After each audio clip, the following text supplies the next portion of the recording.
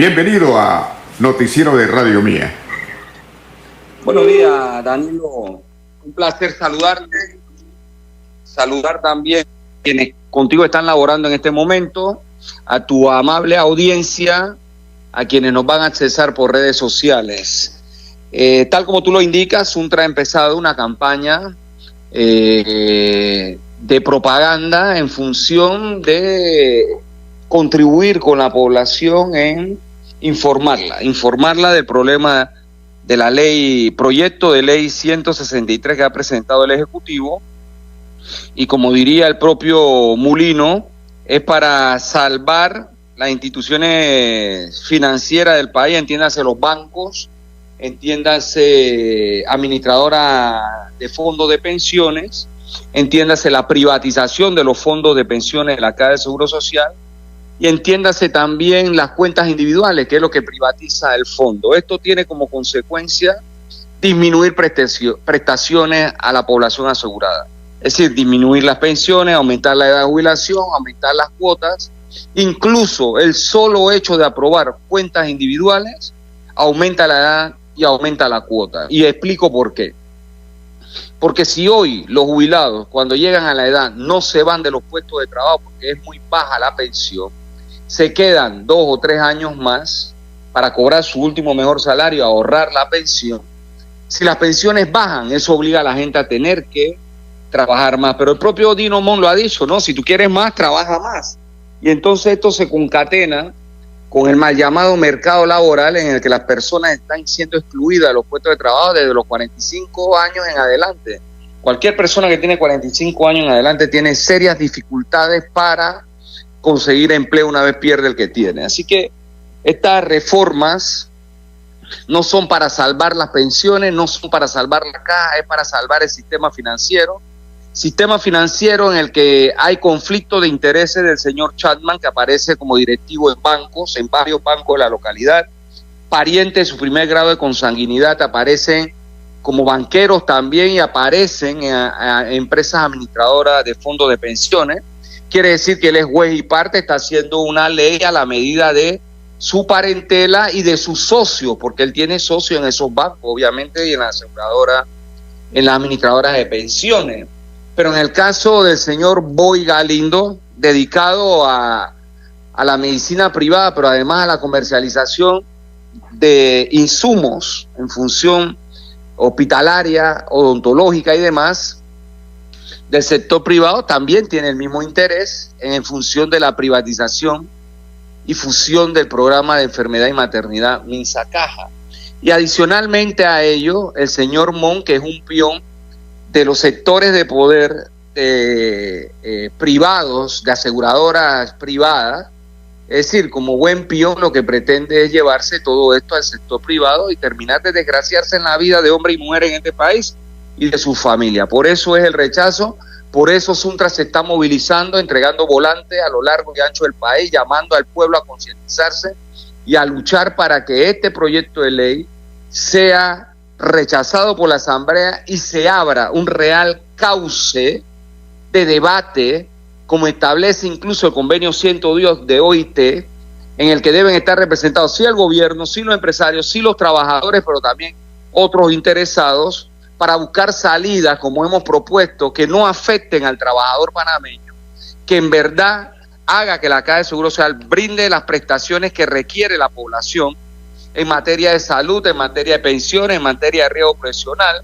en parar la robadera que hay ahí de quienes, de los altos funcionarios de gobierno y los empresarios de cuello blanco que le roban a diestra y siniestra a la Caja de Seguro Social, y esto pues es lo que ha motivado que estas acciones se lleven adelante. La Alianza Pueblo Unido por la Vida y sus organizaciones también están haciendo piqueteo, y adicionalmente a ello hemos acordado una concentración en la Asamblea de Diputados a las 4 de la tarde del día 10 de diciembre, que es el Día Internacional de los Derechos Humanos, y aquí se está violentando un derecho humano fundamental de la población con estas reformas pretendidas. Y el día 12 de diciembre, que coincide con el 12 de diciembre de 1947, cuando los connotados vendepatria de la época, que hoy son los herederos que gobiernan desde ese periodo, me refiero a la oligarquía, pretendían imponer el Tratado Filo-Jaén violando la soberanía nacional. El pueblo derrotó eso en las calles. Entonces esto es importante decirlo porque este pueblo sí lucha, sí defiende sus derechos, ha aprendido que vota y manda y que no se pueden estar aprobando leyes de esta magnitud, ni a tambor batiente, ni en tan corto tiempo, con imposiciones dictadorzuelas de quienes están hoy sentados en el solio presidencial. Así que de eso es de lo que se trata y por eso estamos en la calle. Saúl, una pregunta. ¿Es verdad que ustedes están solicitando que se le disminuya la edad de jubilación de los trabajadores de Suntra, que son los que verdaderamente trabajan contra sol y lluvia? Adelante. Fíjese, se llaman trabajadores de alto riesgo.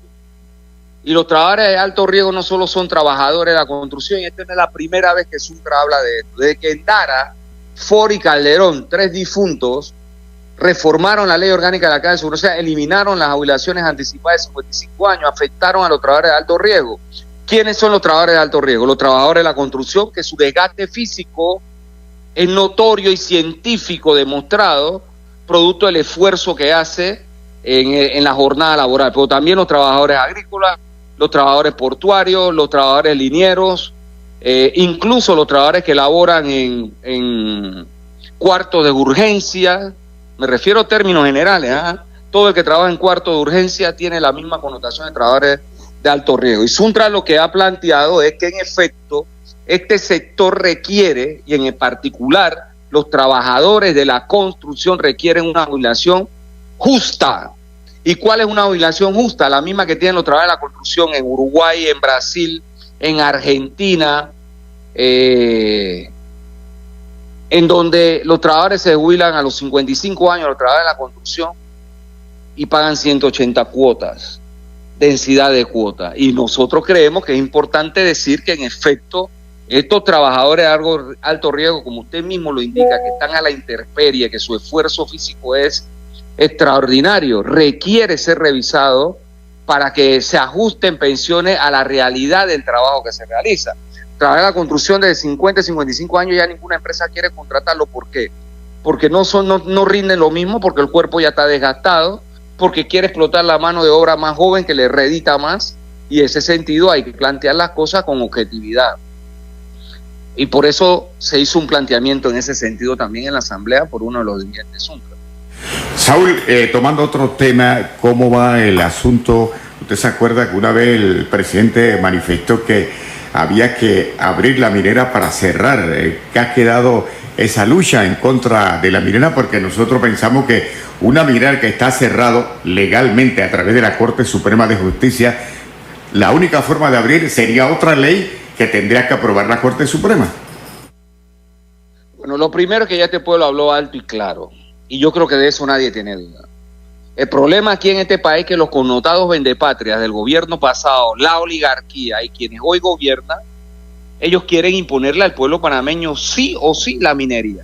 Es más, hay un fallo de la Corte, como usted indica, mi distinguido Iglesias, que dice que el contrato es inconstitucional. Y desde el gobierno pasado, y ya ha pasado un año, en 28 de noviembre se cumplió un año, la mina tiene la posesión del territorio nacional y el gobierno vendepatria de Cortizo ni el gobierno actual han tomado posesión de la mina.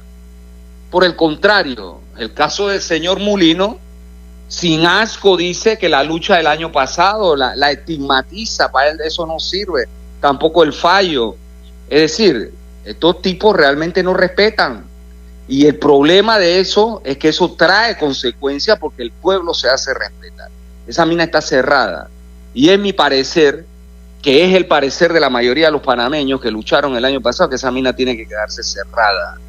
Pero no cesan en tratar de imponer. Lo que dijo Mulino es que eso lo va a tocar después de la ley del Seguro Social. Entonces este país va a tener varios sobresaltos. Primero, este que estamos viviendo ahora, y que estamos confiados en que el pueblo se movilizará y derrotará esto en la calle si pretenden imponerlo en la Asamblea, por un lado. Y por otro lado, cuando llegue el tema de la mina, se va a plantear y se va a discutir, porque este pueblo es el dueño del poder. Aquí ningún tipo se sienta en la presidencia, ni los que se sientan en la Asamblea de Diputados, ni los que se sientan en la Corte son dueños de este país. Este país es de los panameños y panameñas y los temas más trascendentales tienen que tener el aval del pueblo. Se llama democracia directa y este pueblo ha mostrado que despertó y que en el 2022 exigió políticas públicas para bajar los precios. El año pasado derrotó la mina, a los vendepatrias, al poder económico, a los medios de comunicación. Y esto con todo respeto, hay unos sicarios de la información al servicio del poder económico que todos los días mienten en las grandes corporaciones televisivas de medios, porque lo hemos identificado incluso por sus nombres. Y naturalmente hemos derrotado todo eso, el pueblo lo hizo y el pueblo lo va a volver a hacer, no tengo duda con relación a este tema. ¿Qué queremos? Queremos desarrollo nacional con desarrollo humano, que la vida de la gente esté en primer plano y que las políticas públicas estén dirigidas a defender la vida de los ciudadanos y no los intereses económicos de la cúpula, de los 115 ultramillonarios y sus títeres de los partidos tradicionales. Bueno, Saúl Méndez, para cerrar con broche de oro, para que reitere las acciones que va a tomar en estos días Suntract. Hoy hay un piqueteo nuevamente al frente de la Asamblea, desde las 10 de la mañana. Como hemos indicado, el día 10 va a haber una concentración a las 4 de la tarde.